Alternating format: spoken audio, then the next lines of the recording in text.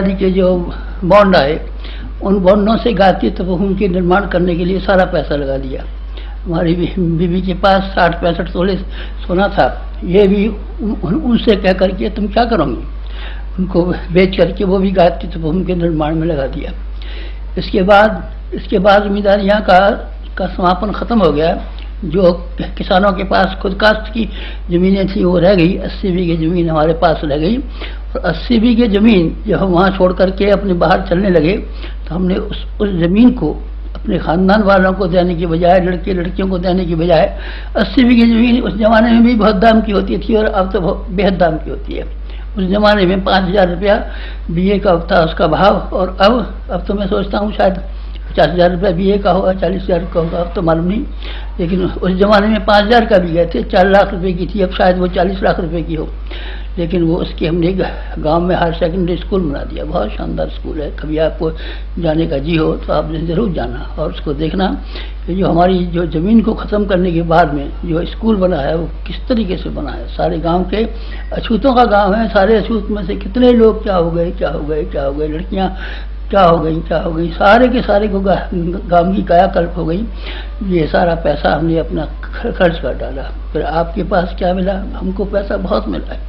कितना पैसा है हमारे पास? अंधाधुंध पैसा है। बिरला जी, अरे मेरे बिरला जी, हमारे पास बहुत पैसा है। आपने गायत्री तपोभूमि देखा है, लाखों रुपए की जायदाद है। युद्ध निर्माण योजना देखी है, लाखों रुपए की जायदाद है। खंडोत कार्यालय का प्रयास और दूसरा देखा है, लाखों रुपए की जायदाद है। आपने शांति कुंज देखा है, लाखों रुपए की जायदाद। अपनी गायत्री तीर्थ गायत्री नगर देखा है, ये लाखों रुपए की जायदाद है। आपने यहाँ बरचस देखा है, ये भी लाखों रुपए की जायदाद है। लाखों रुपए की तो ये बिल्डिंगें हैं, और बिल्डिंगों के अलावा इन बिल्डिंगों के साथ साथ में जुड़े हुए जो खर्चे हैं, एक साल भर में 1 करोड़ रुपए का इधर का उधर आवागमन हमारे द्वारा हो जाता हो तो कोई अचंभे की बात नहीं है। 25 मोटरें हैं, कहाँ की कहाँ पड़ती हैं, उनकी कितना पेट्रोल जलता है, कितना क्या होता है, उसमें कितने आदमी जाते हैं, उनके लिए कितना खर्च होता है, ये बहुत पैसा खर्च होता है। ये क्या हो गया, हमने बोया और काटा, ये क्या है हमारी?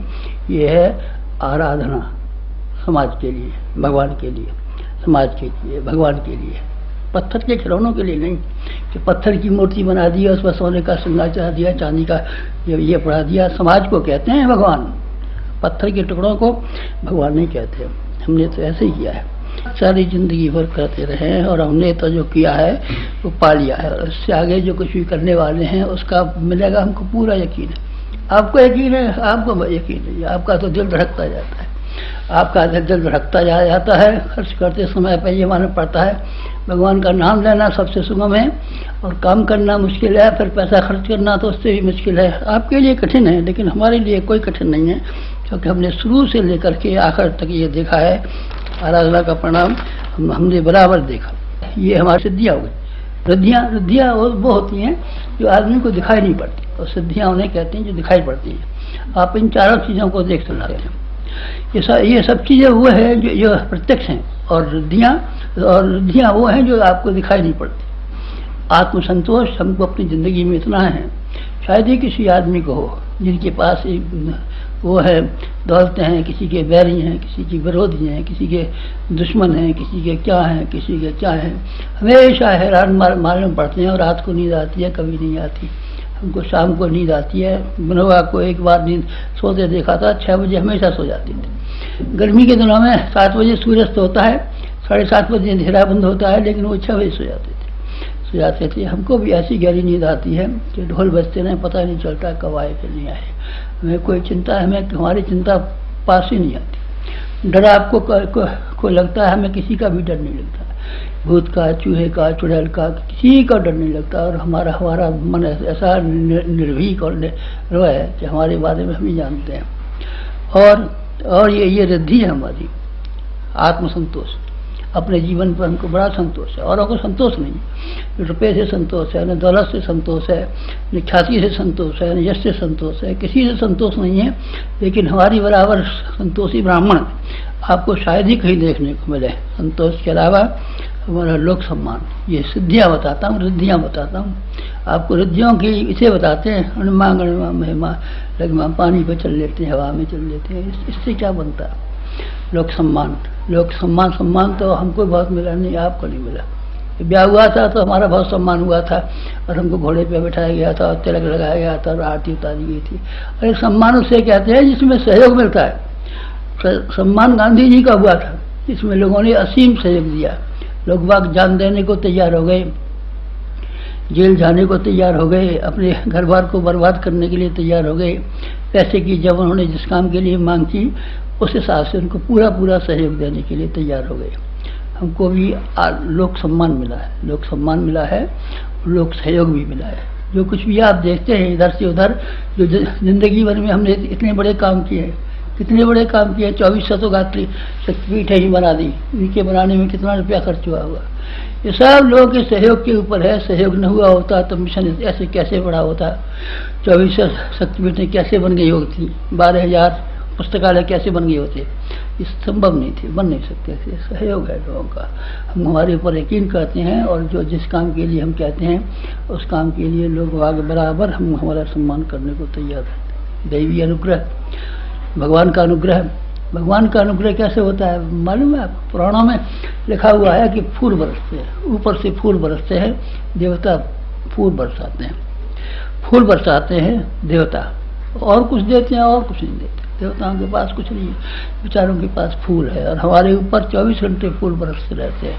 कैसे बरसते रहते हैं? जिसको हम प्रोत्साहन कह सकते हैं, प्रेरणाएं कह सकते हैं, साहस कह सकते हैं, उत्साह कह सकते हैं, उम्मीदें कह सकते हैं। ये इससे भरा हुआ रहता है। फूल इन्हीं का नाम है। उत्साह का नाम फूल है, साहस का नाम फूल है, हिम्मत का नाम फूल है, उमंग का नाम फूल है, उत्साह का नाम फूल है, इन्हीं का नाम फूल है। देवता ये बराबर बरसाते रहते हैं हमारे ऊपर। बस ये 3 चीजें सिद्धियां हैं, तीनों सिद्धियां हैं और हमको बराबर इसी रूप में मिली।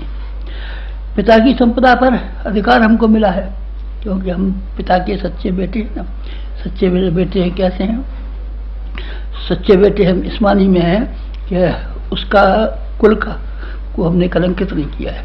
जिस कुल में हम पैदा हुए हैं, भगवान के कुल में पैदा हुए हैं, ऋषियों के कुल में पैदा हुए हैं, संतों के कुल में पैदा हुए हैं, ब्राह्मण के कुल में पैदा हुए हैं, और हमने इस कुल को कलंकित नहीं किया है।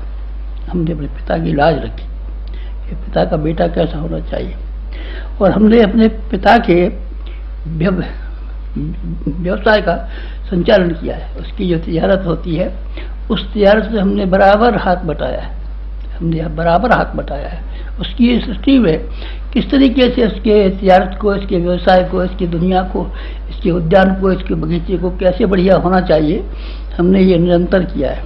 और पिता की संपदा पर अधिकार किया है, पिता के परिवार का भी पालन किया है।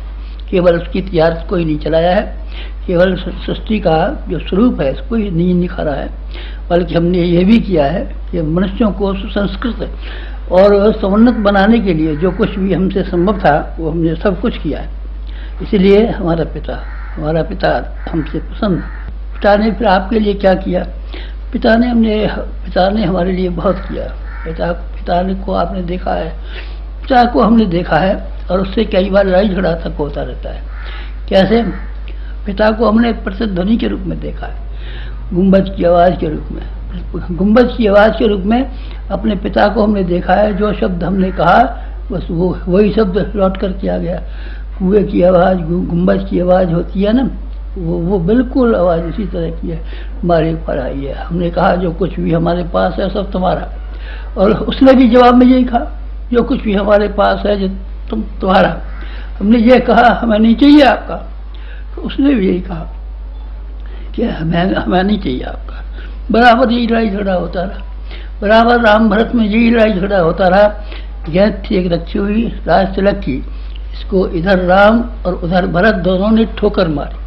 वो ये कहते थे कि राज्य हमारे भरत को मिलेगा, और वो कहते थे राज्य हमारे राम का है। दोनों में लड़ाई झगड़ा होता रहा। फिर वो गेंद जहाँ की तहाँ पड़ी रही। राम ने भी उस गेंद को नहीं छुआ और भरत ने भी उस गेंद को नहीं छुआ। हमने भी ऐसे किया है। भगवान ने कहा क्या चाहिए तुझको? हमने सिर्फ ये पूछा है क्या चाहिए तुझको? राम का तो उसका कायदा ही ऐसा है, जब आता है मांगता ही आता है, जब आता है तो मांगता ही आता है। जिसके पास गया उससे मांगता ही है। सबरी के पास गया मांगता ही गया, हम भूखे खाने को कुछ हो तो दे, सबरी ने दिया। गोपियों के पास गया, उसने कहा